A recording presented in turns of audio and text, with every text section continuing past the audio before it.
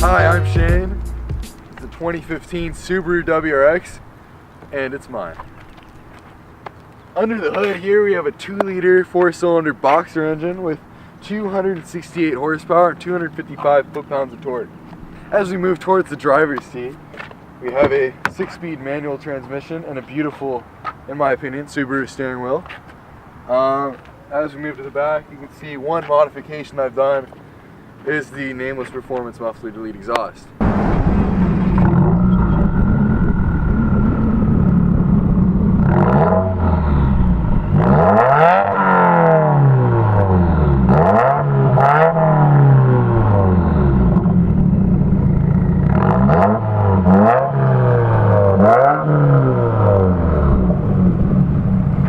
So basically where Subaru put all of the information about the car is not in the center stack, especially in the base model, because you get this little tiny radio with barely any features, just Bluetooth, normal standard stuff.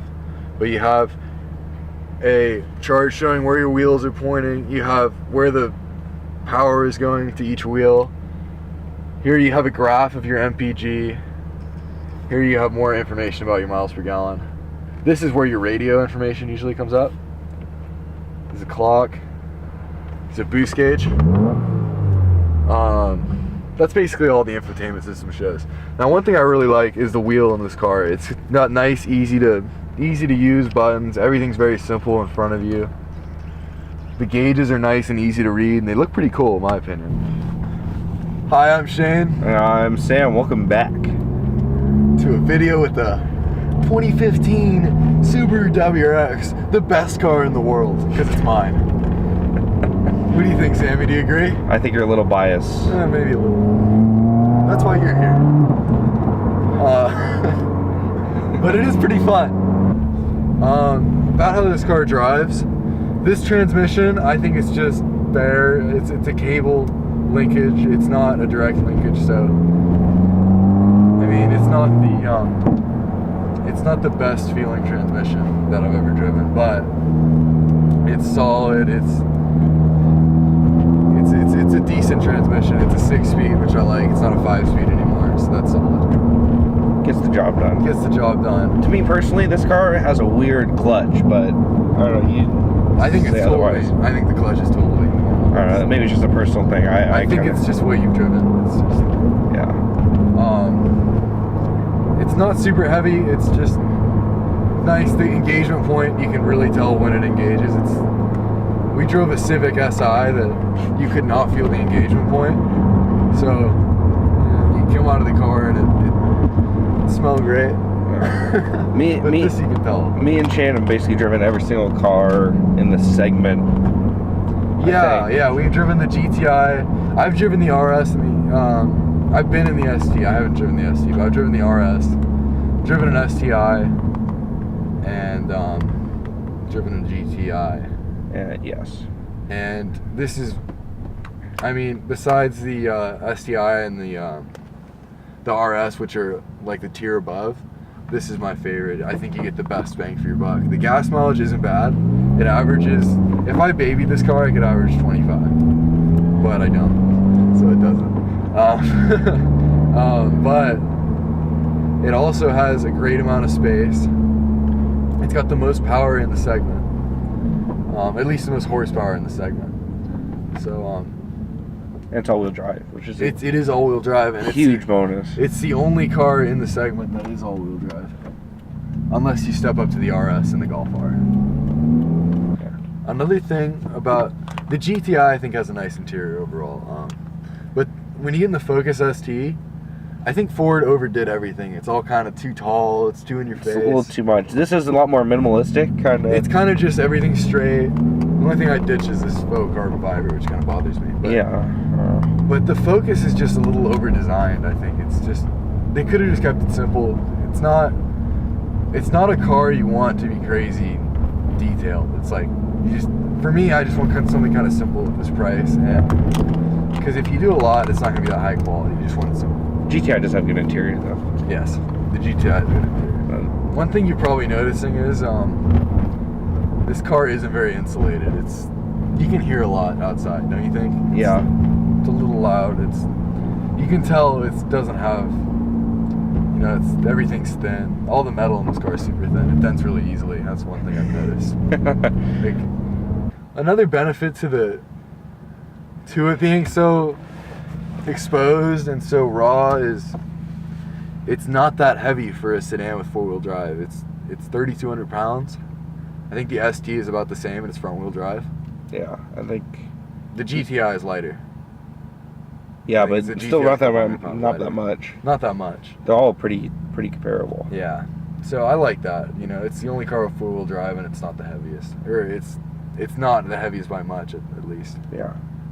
And it's a lot lighter than the STI. And my friend has an STI and this can keep up with it all day, at least in a straight line. It doesn't drop back. It hangs. Yeah, I really feel like I don't know what the hell Subaru's been doing with the STI. That motor's great, but it's old. There's no reason. I love the noise, but they can make it a little more powerful. I mean, people have modded those up so crazily. Subaru can put 20 more horsepower in it. It'd be great. Yeah, it needs it. This car and the STI do not have a big enough difference to me. Really constitute a change. There's not a big enough difference, and that's one of the reasons why I think it's tough to make an argument for the STI. I'd almost rather have one of these that's fully loaded than a base STI. Yeah. Because you're not really getting any more performance, and your gas mileage is terrible in the STI. For a Turbo 4, it's poor. And another thing I think Subaru is doing wrong is the STI is holding this car back because they don't want to make this car any faster than the STI, right? And the STI has been the same performance in a straight line at least for the last 10 years. At least 10 years. So they're keeping this one down just to make it slower than the STI. And I think Subaru could be above and beyond all of its competition if they just kept gradually improving. Subaru could easily They could blow away the Focus ST and the Golf GTI if they just kept improving at the same rate as they did. Yeah. But now that's... Even with just like a slight better factory tune. Yeah, a slight better factory tune in both the STI and this. Yeah, they both could be way better. Way. And they got rid of the wagon in the WRX. People's, like, one of their favorite versions of the WRX, they just completely phased it out. Which I don't really understand. I feel like Subaru could just make so much more money just if they introduced a wagon back into the US. I don't know. I don't understand why they got rid of it. It doesn't make any sense to me. I'm kind of a sports sedan guy, but I really do like the wagon from the year before this. Yeah, the last generation wagon looked good, and it was pretty roomy too inside, right? Oh yeah, it's a big, huge car. It's great. A lot of room. I mean, this car has a ton of room too. I get the argument by the whole rigidity thing, where it's a lot more rigid and stuff if you keep it in a sedan, better for performance, but I don't know. Almost every other car in the segment is a wagon or a hatchback. So what is it? The SI. The SI. SI is just a sedan. Which we drove that, and I don't get the point of it. The SI is terrible. Am I missing that? SI, I think, is unanimously between the two of us the worst car in this segment. It's so slow. Yeah, it's so slow. It's got like 205 horsepower. You can't feel the engagement point in the clutch pedal, which is horrendous. On our 2-minute test drive, it was already like you could smell the clutch for miles. And I'd never make the clutch. I never burn clutches. Exactly. Yeah. It's easy. It's not hard to not burn clutches, but it isn't that. You just don't know what you're doing. And then another thing that's frustrating is, well, it's mentioned already, the sluggishness. Like when you were driving, he was flooring it, and I'm like, you're going at this? I was thinking it's like half throttle. You're not moving. It's not. It's got no pep. We have only driven the new one. The new one doesn't have VTEC or whatever. So. But it is a turbo. Yeah, but I don't know. One thing I really like that I didn't realize until after I bought the car is the Subaru community that you get when you get a Subaru. Because I drive around, I see another WRX, I give him the peace sign, he gives it back to me. You know? Yeah. It's like you're friends with a lot of people on the road that you. Comparable to the Harley biker community, that's like. It's the closest thing to a motorcycle community that isn't a motorcycle. Yeah. Would you say? Yeah. Although everyone has to put down their vape when they wave to you. That is a pain. A lot of stereotypes with this car. There is a lot of stereotypes with this car. But what do you think driving it?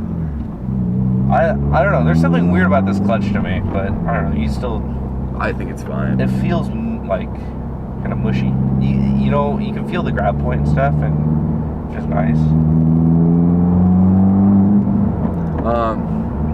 One thing I do like about this car is the weighting of the steering. It's nice. It's a good solid weight. It feels natural to me. It is. Steering, the whole car just feels. The ride feels solid too. Yeah, it definitely feels like a sports car, and yeah. It's not backbreaking at the same time. It's compliant, but it's still somewhat safe. I think it's just the right amount of both. Also, I've taken this car in the dirt, a little, I don't know, enthusiastic dirt driving, I guess you could say. I mean, it's not like rock climbing, but like, you know, do some slides and stuff, and it really feels at home on the dirt. It's nice. It slides around real nice. It feels quick, grippy. On the road, it's ridiculously grippy. It's so hard to unstick this car. And that's another benefit. It just opens up a whole new realm of performance, a whole new theater that you can explore with this car. And it's not like front wheel drive grip where you can't slide it sideways. Basically, you have to use the handbrake or something. Or trays. Or trays. You have to use trays. This one, it's like if you want it to oversteer, it can happen. It's a challenge, but it can happen. It's not like a front wheel drive car where you can't power oversteer it. No, sitting in it, everything feels like it's where it should be. Subaru did a good job of putting everything in the right place, you know. It feels like it's like well thought out. It's nice and simple, ergonomic. Well thought out. Yeah. The more and more I drive this car, the more I seem to like it. Even though the clutch and the transmission aren't my favorite, the all-wheel drive and the transmission stuff, they're very confidence-inspiring. It's predictable. The grip, you know when it's going to give out, you know how much you have, you know the limits of the car. It tells you. It communicates. Well. Yeah, it'll tell you how far you can go, how far, when's enough. You know, it's fun.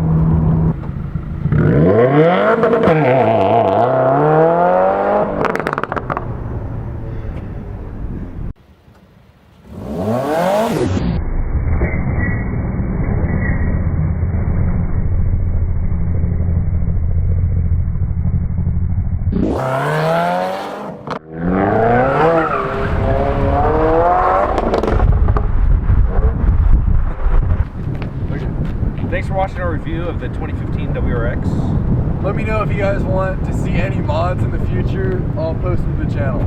Thanks for watching. All right.